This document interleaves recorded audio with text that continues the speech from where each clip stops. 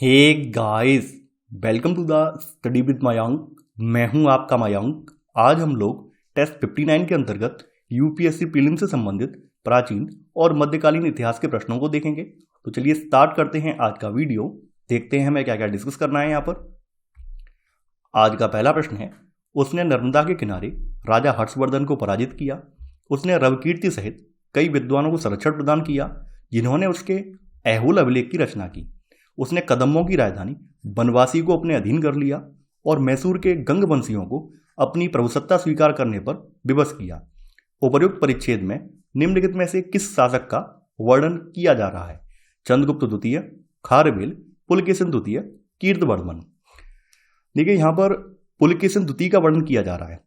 पुलकेशिन द्वितीय का जो समय है वो 609 ईस्वी से लेकर 642 ईस्वी का समय है इसका, और ये सबसे प्रसिद्ध चालुक्य राजा था। हमें इसके बारे में जानकारी इसके ऐहोल अभिलेख से मिलती है और इसमें उसके दरबारी कवि रविकीर्ति द्वारा रचित उसकी प्रशस्ति का उत्कीर्णन भी है। तो यहां पर आपका सही आंसर है पहले का सी वाला, पुलकेशिन द्वितीय। दूसरा प्रश्न है आपका, भारत में सूफी संतों की चिश्ती परंपरा के संदर्भ में निम्नलिखित कथनों पर विचार कीजिए। पूछा गया है कौन सा कथन सही है? आत्मसंयम का उपदेश देने के बावजूद चिश्ती संप्रदाय राजनीतिक सत्ता से अलग नहीं रहा। औकाफ धर्मार्थ न्यास थे जिन्हें सुल्तानों ने धर्मशालाओं के लिए दान के रूप में स्थापित किया था। चिश्तियों ने धन और सामान दोनों रूपों में दान स्वीकार किए। चिश्ती संप्रदाय की एक प्रमुख विशेषता आत्मसंयम थी, जिसमें सत्ता से दूरी बनाए रखने पर बल दिया जाता था। किंतु इसका अर्थ ये नहीं है कि राजनीतिक सत्ता से इन्होंने पूर्णतः अलगाव का भाव रखा हो, यानी आत्मसंयम का उपदेश देने के बावजूद चिश्ती संप्रदाय राजनीतिक सत्ता से अलग नहीं रहा। तो यहां पर आपका पहला वाला कथन बिल्कुल सही है। सूफी संतों ने सत्ताधारी वर्ग से भेंट और अनुदान स्वीकार किए हैं। बदले में सुल्तानों ने धर्मशालाओं के लिए दान के रूप में न्यास यानी औकाफ स्थापित किए हैं और खानकाहों को कर मुक्त भूमि अनुदान में दी है। तो यहां पर आपका सेकंड वाला कथन ये भी सही है। चिश्तियों ने धन और सामान दोनों रूपों में दान स्वीकार किए हैं। तो आपका तीसरा वाला भी सही है। यहां पर आपका 1, 2, 3 तीनों ही सही है। तो आपका सही आंसर है सेकंड का बी, 1, 2 और 3।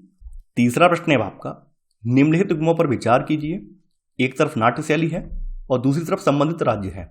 भवाई गुजरात, माच मध्य प्रदेश, कृष्णाटम उत्तर प्रदेश। आपको बताना है कौन सा युग्म यहां पर सही सुमिलित है। भवाई जो है गुजरात की एक लोकप्रिय नाट्य शैली है और इसका इतिहास 700 साल पुराना है। भवाई शब्द का अर्थ दो शब्दों यानी एक भाव आ जाता है इसमें और दूसरा शब्द आ जाता है वाहिनी। दो शब्द आ जाते हैं इसमें, एक आ जाता है भाव और वाहिनी, इनके संयोजन से लिया गया है। भाव का अर्थ होता है भावना और वाहिनी का अर्थ होता है वाहक। तो इस प्रकार इसे एक ऐसी शैली यानी ऐसी कला शैली में नामित किया गया है जो भावनाओं की वाहक है। तो यहां पर आपका पहला वाला ए वाला युग्म जो एक वाला युग्म जो है ये बिल्कुल सही है। अब बात कर लेते हैं माच। देखिए माच जो है ये मध्य प्रदेश की एक प्रमुख लोकनाट्य शैली है। ऐसा माना जाता है कि भागसीपुरा उज्जैन के गोपाल जी गुरु द्वारा मध्य प्रदेश में माच की शुरुआत की गई। अंततः उन्होंने स्वयं कई माच नाटक भी लिखे हैं। तो यहां पर आपका सेकंड वाला ये भी सही है। कृष्णाटम की बात करें तो ये तीसरा वाला गलत है। कृष्णाटम उत्तर प्रदेश की नहीं बल्कि केरल की एक लोकनाट्य शैली है और ये 17वीं शताब्दी के मध्य ये कालीकट के महाराज मनवेदा के शासन के अधीन ये अस्तित्व में आई है। तो यहां पर आपका तीसरा वाला गलत है। केवल 1 और 2 सही है। तो आपका सही आंसर है तीसरे का बी, केवल 1 और 2। ये कृष्णाटम जो है केरल की है, न कि उत्तर प्रदेश की। चौथा प्रश्न है आपका, प्रारंभिक मध्यकाल के दौरान भारत की आर्थिक परिस्थितियों के संदर्भ में निम्नलिखित कथनों पर विचार कीजिए। पूछा गया है कौन सा कथन सही है? इस काल के दौरान दक्षिण पूर्व एशिया और चीन के साथ व्यापार में गिरावट आई। सोने और चांदी के सिक्कों के प्रचलन में वृद्धि हुई। इस काल के दौरान नगरों का लगातार पतन हुआ। देखिए प्रारंभिक मध्यकाल की जो अवधि है वो 800 ईस्वी से लेकर 1200 ईस्वी के बीच में मानी जाती है। 800 ईस्वी से लेकर 1200 ईस्वी के बीच में मानी जाती है। अगर हम इस काल में व्यापार की बात करें तो यद्यपि इस काल में पश्चिमी देशों के साथ हमारे व्यापार में गिरावट आई है, वहीं दक्षिण पूर्व एशियाई और चीन के साथ जो व्यापार है इसमें गिरावट नहीं बल्कि यहाँ पर वृद्धि देखने को मिलती है। यानी इनके साथ हमारे व्यापार में वृद्धि देखने को मिलती है। तो आपका पहला वाला कथन गलत हो जाएगा। यहाँ पर सेकंड वाले कथन में लिखा हुआ है सोने और चांदी के सिक्कों के प्रचलन में वृद्धि हुई है, ये भी गलत है। 7वीं से लेकर 10वीं शताब्दी के बीच में सोने और चांदी के सिक्कों का लगभग अभाव सा हो गया है। तीसरा वाला कथन यहाँ पर बिल्कुल सही है। देखिए उत्तर भारत में ये जो काल है ये प्रारंभिक मध्यकाल है, यहाँ पर प्राय निष्क्रियता देखी गई है। यहाँ तक कि यहाँ पर ये पतन का काल माना जाता है और इस काल में नगरों का लगातार पतन हुआ है। तो यहाँ पर आपका तीसरा वाला कथन ये बिल्कुल सही है। यहाँ पर पूछा गया है कौन सा कथन आपका सही है, यहाँ पर आपका सी वाला कथन सही है। तो आंसर है चौथे का सी, केवल थर्ड। पांचवा प्रश्न है आपका, पल्लवों के संदर्भ में निम्नलिखित कथनों पर विचार कीजिए। पूछा गया है कौन सा कथन सही है। पल्लवों ने राजधानी के रूप में कांचीपुरम के साथ दक्षिण भारत में अपना राज्य स्थापित किया। कदम्ब और बादामी के चालुक्य पल्लवों के समकालीन थे। पल्लवों द्वारा ब्राह्मणों को प्रदान किए गए भूमि अनुदान के सभी भूमि अनुदान पत्र ताम्रपत्रों पर संस्कृत भाषा में उत्कीर्ण किए गए थे। देखिए आपका पहला वाला कथन यहाँ पर बिल्कुल सही है। पल्लवों का अधिकार दक्षिणी आंध्र और उत्तरी तमिलनाडु दोनों पर विस्तारित था। इन्होंने अपनी राजधानी कांची यानी वर्तमान में जो कांचीपुरम है इसमें स्थापित की। आरंभ में पल्लवों का कदम्बों के साथ संघर्ष हुआ। तो यहाँ पर आपका पहला वाला कथन बिल्कुल सही है। पल्लव, कदम्ब और बादामी के चालुक्य हैं ये सभी समकालीन थे। तो सेकंड वाला कथन भी सही है। और ये शासक वैदिक यज्ञों के प्रबल समर्थक थे। इन्होंने अश्वमेध और वाजपेय यज्ञ किए। तीसरा वाला जो कथन है आपका ये गलत है। देखिए पल्लवों ने अधिकांश ब्राह्मणों को कई कर मुक्त ग्राम दान किए हैं और हमें जो है आरंभिक पल्लवों के 16 भूमि अनुदान पत्र प्राप्त हुए हैं। इनमें से कुछ जो ज़्यादा पुराने हैं वो पत्थरों पर प्राकृत भाषा में उत्कीर्णित हैं, लेकिन अधिकांश जो हैं वो संस्कृत भाषा में ताम्रपत्रों पर उत्कीर्ण हैं। यानी यहाँ पर जो लिखा हुआ है सभी भूमि अनुदान पत्र ताम्रपत्रों पर संस्कृत भाषा में, ये गलत है। नहीं, इनमें से कुछ जो है प्राकृत भाषा में है और पत्थरों पर हैं, लेकिन अधिकांश जो है संस्कृत भाषा में है। तो यहाँ पर आपका केवल एक और दो कथन सही है। तो आपका सही आंसर है पांचवें का सी वाला, केवल एक और दो। छठवां प्रश्न है आपका, कर्नाटक में वीरशैव परंपरा के संदर्भ में निम्नलिखित कथनों पर विचार कीजिए। पूछा गया है कौन सा कथन यहाँ पर सही है। इस परंपरा के अनुयायी वाम स्कंद पर चांदी के एक पिटारे में एक लघुलिंग शिव के प्रतीक को धारण करते हैं। इनका विश्वास है कि मृत्युपरांत भक्त शिव में लीन हो जाता है और इस संसार में पुनः नहीं लौटता है। ये दाह संस्कार जैसे अंत्येष्टि संस्कार का पालन नहीं करते हैं। इसके बजाय वे अपने मृतकों को विधिपूर्वक दफनाते हैं। देखिए 12वीं शताब्दी में कर्नाटक में एक नवीन आंदोलन का उद्भव हुआ है और इसका नेतृत्व जो है वासवन्ना नामक एक ब्राह्मण ने किया है। इसका नेतृत्व जो करने वाला व्यक्ति है ये वासवन्ना नामक एक ब्राह्मण है जो कि कलचुरी राजा के दरबार में मंत्री था। इसके अनुयायी वीरशैव यानी शिव के वीर और लिंगायत और लिंग धारण करने वाले कहलाए हैं।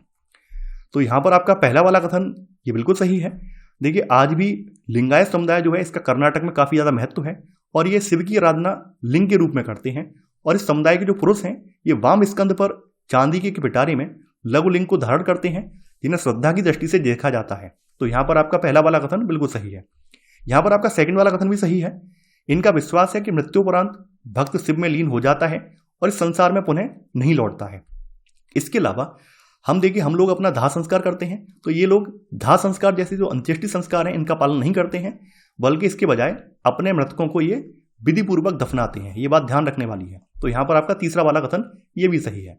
यहाँ पर आपका 1, 2 और 3 तीनों ही सही है। तो यहाँ पर आपका सही आंसर है छठवें का भी 1, 2 और 3। सातवां प्रश्न है आपका, मौर्योत्तर काल 200 ईसा पूर्व से लेकर 300 ईस्वी इसके दौरान शिल्प के संदर्भ में निम्नलिखित कथनों पर विचार कीजिए। पूछा गया है कौन सा कथन सही है। शाटक मथुरा में निर्मित एक विशेष प्रकार का वस्त्र था। सिक्कों की ढलाई एक महत्वपूर्ण शिल्प था और नकली रोमन सिक्कों की ढलाई भी प्रचलित थी। कुषाण और सातवाहन क्षेत्रों में टेराकोटा का निर्माण प्रचलित था। देखिए आपका पहला वाला कथन बिल्कुल सही है। शाटक मथुरा में निर्मित एक विशेष प्रकार का वस्त्र था। सिक्कों की ढलाई यहाँ पर उस समय एक महत्वपूर्ण शिल्प था और यह काल स्वर्ण, चांदी, तांबे, कांस्य, सीसा और पोर्टिन से निर्मित अनेक प्रकार के सिक्कों के लिए ज्ञात है।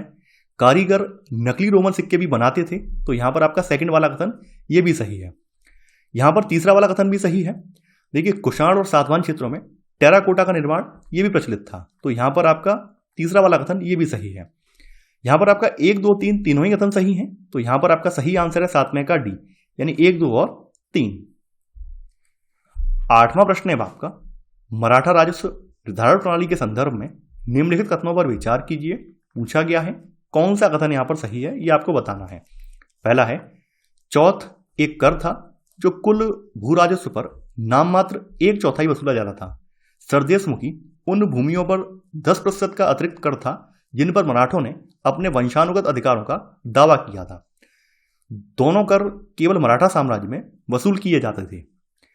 देखिए, चौथ का मतलब होता है, चौथ एक संस्कृत शब्द है और इसका मतलब होता है चतुर्थांश या 1/4। यानी एक कर या शुल्क था जो भारत में 18वीं शताब्दी के आरंभ में मराठा साम्राज्य के द्वारा वसूला जाता था। जैसा कि नाम से आपको पता ही है कि यह कुल भू राजस्व का 1/4 यानी कि मान लीजिए 100 है तो 100 का कितना, ओनली 25% ही वसूला जाता था। तो यहां पर आपका पहला वाला कथन बिल्कुल सही है। यहां पर आपका सेकंड वाला कथन ये भी सही है। सरदेशमुखी उन भूमियों पर चौथ के ऊपर 10% का अतिरिक्त कर था जिन पर मराठों ने अपने वंशानुगत अधिकारों का दावा किया था। तो यहां पर आपका सेकंड वाला ये भी सही है। तीसरा वाला जो कथन है, यहां बोला गया है दोनों कर केवल मराठा साम्राज्य में वसूले जाते थे, ये गलत है। देखिए, चौथ और सरदेशमुखी न केवल मराठा साम्राज्य में बल्कि मुगल साम्राज्य या दक्कन सल्तनत के निकटवर्ती क्षेत्रों में भी ये संग्रहित किए जाते थे। तो यहां पर आपका केवल 1 और 2 कथन सही है। तो आपका सही आंसर है 8वें का ए, केवल 1 और 2। 9वां प्रश्न है आपका, जैन दर्शन के संदर्भ में निम्नलिखित कथनों पर विचार कीजिए। पूछा गया है कौन सा कथन सही नहीं है। जैन धर्म में देवताओं के अस्तित्व को स्वीकार किया गया है किंतु उनका स्थान जिन से नीचे रखा गया है। सम्यक ज्ञान, सम्यक दर्शन और सम्यक चरित्र जैन धर्म के त्रिरत्न माने गए हैं। देखिए, जैन धर्म में जो जिन शब्द है इसका अर्थ होता है विजेता या विजय प्राप्त करने वाला होता है। जो व्यक्ति कर्म के बंधन से मोक्ष प्राप्त कर लेता है उसको जिन बोला जाता है। तो जैन धर्म में देवताओं के अस्तित्व को स्वीकार किया गया है किंतु उनका स्थान जिन से नीचे रखा गया है। तो यहां पर आपका पहला वाला कथन बिल्कुल सही है। देखिए, सेकंड वाला कथन ये भी सही है। जैन धर्म में सम्यक दर्शन, सम्यक ज्ञान और सम्यक चरित्र ये प्राप्त किया जा सकता है और ये इसके त्रिरत्न माने गए हैं। तो यहां पर आपका सेकंड वाला कथन ये भी सही है। अब यहां पर आपसे पूछा गया है कौन सा कथन आपका सही नहीं है। देखिए, यहां ना तो एक गलत है और ना ही दूसरा, तो आंसर होगा 9वें का डी, ना तो एक गलत है और ना ही दूसरा। 10वां प्रश्न है आपका, भारत की लोक परंपराओं के संदर्भ में निम्नलिखित युग्मों पर विचार कीजिए। एक तरफ आपके लोक संगीत हैं और दूसरी तरफ उनसे संबंधित राज्य हैं। छकरी, पंजाब, बुर्रा कथा, आंध्र प्रदेश, दसकठिया, कर्नाटक। आपको बताना है कौन सा युग्म यहां पर सही सुमिलित है। देखिए, पहला वाला युग्म यहां पर गलत है। छकरी का संबंध पंजाब से नहीं है बल्कि इसका संबंध कश्मीर से है। तो यहां पर आपका पहला वाला गलत है। छकरी एक समूह गीत है जो कश्मीर के लोक संगीत की एक सर्वाधिक लोकप्रिय शैली है। बुर्रा कथा का संबंध आंध्र प्रदेश से है और बुर्रा कथा गाथा रूप में एक उच्च कोटि की नाटक शैली है। दसकठिया का संबंध कर्नाटक से नहीं है बल्कि इसका संबंध जो है ओडिशा से है और जो आपका दसकठिया है ये भी एक गाथा गायन की एक शैली है। तो यहां पर आपका 1 और 3 सही नहीं है, केवल सेकंड वाला सही है। तो आपका सही आंसर है 10वें का बी, केवल सेकंड। 11वां प्रश्न है आपका, राजस्थान में प्रचलित पुतली कला कठपुतली के संदर्भ में निम्नलिखित कथनों पर विचार कीजिए। पूछा गया है कौन सा कथन आपका सही है, ये आपको बताना है। गोलाकार मुख, छोटी छोटी आंखें और पतले होंठ कठपुतली पुतलियों की मुखाकृति के कुछ विशिष्ट लक्षण हैं। कठपुतली पुतलियां लंबा पुछल्ला लहंगा पहनती हैं और इनके पैरों में जोड़ नहीं होते हैं। देखिए, यहां पर आपका पहला वाला कथन जो है गलत है। ये गोलाकार नहीं होता है मुख इनका, बल्कि इनका मुख जो होता है अंडाकार होता है। ध्यान देना, यानी इनका जो कठपुतलियां होती हैं इनका मुख गोलाकार नहीं होता है बल्कि अंडाकार होता है। अंडाकार मुख, मछलियों जैसी बड़ी बड़ी आंखें, कमानी जैसी भौं और बड़े बड़े होंठ आदि इनकी मुखाकृति के कुछ विशिष्ट लक्षण हैं। तो यहां पर आपका पहला वाला गलत हो जाएगा क्योंकि यहाँ पे छोटी छोटी आंखें बताई, छोटी छोटी नहीं होती हैं बल्कि बड़ी बड़ी आंखें होती हैं मछलियों जैसी। पतले होंठ नहीं होते हैं, यानी होंठ जो होते हैं बड़े बड़े होते हैं। तो यहां पर आपका पहला वाला जो है गलत हो जाएगा। सेकंड वाला कथन यहां पर बिल्कुल सही है। पुतलियां लंबा पुछल्ला लहंगा पहनती हैं और इनके पैरों में जोड़ नहीं होते हैं। तो देखिए, यहां पर आपका केवल सेकंड वाला कथन सही है। तो आपका सही आंसर है 11 का बी, केवल सेकंड। 12वां प्रश्न है आपका, विजयनगर साम्राज्य के संदर्भ में निम्नलिखित कथनों पर विचार कीजिए। पूछा गया है कौन सा कथन सही है। साम्राज्य में दुर्गों की 7 पंक्तियां थीं जो न केवल नगरों को बल्कि कृषि में प्रयुक्त आसपास के क्षेत्र व वनों को भी घेरती थीं। दीवारों के निर्माण में कहीं भी गारे या जोड़ने वाली किसी भी वस्तु का प्रयोग नहीं किया गया था। जलाशय और नहरें साम्राज्य की प्रमुख विशेषता थी। 15वीं शताब्दी में फारस के शासक ने अपना एक दूत कालीकट भेजा है और इसका नाम है अब्दुल रज्जाक। तो अब्दुल रज्जाक ने जो विजयनगर साम्राज्य इसको देखा है और इसका वर्णन किया है। यानी जो दूत है अब्दुल रज़्ज़ाक, इसने वर्णन किया है। तो इसने बताया है साम्राज्य में दुर्गों की 7 पंक्तियां थीं जो न केवल नगरों को बल्कि कृषि में प्रयुक्त आसपास के क्षेत्र और वनों को भी घेरती थीं। तो आपका पहला वाला कथन यहाँ पर बिल्कुल सही है। यहाँ पर आपका सेकंड वाला कथन ये भी सही है। देखिए यहाँ पर विशाल राजगीर संरचना थोड़ी सी शुंडाकार थी, निर्माण में कहीं भी गारे या जोड़ने के लिए किसी भी वस्तु का प्रयोग नहीं किया गया था। तो यहाँ पर आपका सेकंड वाला कथन ये भी सही है, दीवारों के निर्माण में कहीं भी गारे या जोड़ने वाली किसी वस्तु का प्रयोग नहीं किया गया था। यहाँ पर आपका तीसरा वाला कथन ये भी सही है, जलाशय और नहरें साम्राज्य की प्रमुख विशेषता थी। तो यहाँ पर आपका 1, 2 और 3 तीनों ही सही है। तो यहाँ पर आपका सही आंसर है 12 का बी, यानी 1, 2 और 3। 13वां प्रश्न है आपका, पुरा पाषाण काल के संदर्भ में निम्नलिखित में से कौन से कथन सही हैं? आपको कूट का प्रयोग करके सही उत्तर का चयन करना है। भारत की पुरा पाषाण संस्कृति का विकास हिमयुग के प्लीस्टोसीन काल में हुआ था। पुरा पाषाण युग के विशिष्ट औजार शल्क और लघु पाषाण थे। पुरा पाषाण स्थल देश की पहाड़ी ढलानों और नदी घाटियों में पाए जाते हैं तथा सिंधु एवं गंगा के जलोढ़ मैदानों में नहीं पाए जाते हैं। आपका पहला वाला कथन यहाँ पर बिल्कुल सही है। भारत की पुरा पाषाण युगीन सभ्यता का विकास हिमयुग के प्लीस्टोसीन काल में हुआ था। प्लीस्टोसीन भूगर्भीय युग है। इसका काल लगभग 25,80,000 वर्ष से लेकर 11,700 वर्ष पहले तक मौजूद था और यह पृथ्वी का सबसे हाल का समय था। तो यहाँ पर आपका पहला वाला कथन बिल्कुल सही है। सेकंड वाला कथन जो है ये बिल्कुल सही नहीं है। देखिए यहाँ पर जो औजारों की बात हुई है ये पुरा पाषाण युग के औजार नहीं है, बल्कि ये औजार मध्य पाषाण काल में बनाए जाते थे। यानी इस प्रकार के औजार मध्य पाषाण काल से पाए गए हैं, ना कि पुरा पाषाण काल से। पुरा पाषाण काल के लोग जो है शिकारी और भोजन संग्रह करता थे। तो यहाँ पर आपका सेकंड वाला कथन जो है ये यहाँ पर गलत हो जाएगा। तीसरा वाला कथन यहाँ पर बिल्कुल सही है। पुरा पाषाण स्थल देश की पहाड़ी ढलानों और नदी घाटियों में पाए जाते हैं। सिंधु एवं गंगा के जलोढ़ मैदान है यहाँ पर ये नहीं पाए जाते हैं। तो यहाँ पर आपका तीसरा वाला कथन जो है ये बिल्कुल सही है। यहाँ पर आपका केवल 1 और 3 कथन सही है। तो आपका सही आंसर है 13 का बी, केवल 1 और 3। 14वां प्रश्न है आपका, मुगल बादशाहों द्वारा तैयार करवाए गए इतिवृत्तों के संदर्भ में निम्नलिखित कथनों पर विचार कीजिए। पूछा गया है कौन सा कथन सही है? महाभारत का फारसी संस्करण रज्मनामा था। पांडुलिपि रचना के मुख्य केंद्र को शाही किताबखाना के नाम से जाना जाता था। मुगलकालीन भारत में सभी पुस्तकें हस्तलिखित थीं। मुगल बादशाहों ने महाभारत और रामायण जैसे संस्कृत ग्रंथों को फारसी में अनुवादित किए जाने का आदेश दिया। महाभारत का अनुवाद रज्मनामा नामक पुस्तक में हुआ है। तो यहाँ पर आपका पहला वाला कथन बिल्कुल सही है। सेकंड वाला कथन यहाँ पर बिल्कुल सही है। लेकिन किताबखाना शब्द को पुस्तकालय के रूप में अनुवादित किया जा सकता है। वास्तव में जो किताबखाना है ये दरअसल एक लिपिघर हुआ करता था, अर्थात ऐसी जगह जहां बादशाह की पांडुलिपियों का संग्रह किया जाता था और नई पांडुलिपियों की रचना की जाती थी। तो यहाँ पर आपका सेकंड वाला कथन ये भी सही है।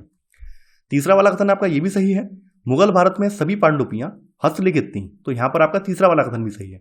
यहाँ पर आपका 1, 2 और 3 तीनों ही कथन सही है। तो आपका सही आंसर है यहाँ पर 14 का बी, 1, 2 और 3। 15वां प्रश्न है आपका, सिंधु घाटी सभ्यता के संदर्भ में लुप्त मोम तकनीक लॉस्ट वैक्स टेक्निक का प्रमुखता से प्रयोग किया गया था। चित्रकलाओं में, मूर्तियों में, आभूषणों में, मृदभांडों में।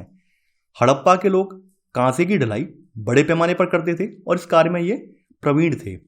देखिए जो आपकी लोस्ट वैक्स टेक्निक है इसका संबंध कांसे की मूर्तियों से है। तो यहाँ पर आपका सही आंसर है 15 का बी, यानी मूर्तियों में। तो ये था हमारा आज का वीडियो। आई होप आपको आज का वीडियो पसंद आया होगा। आप लोग इस वीडियो को लाइक और शेयर करना बिल्कुल ना भूलें। तो चलिए आज की बस इतना ही। Thanks for watching. जय हिंद।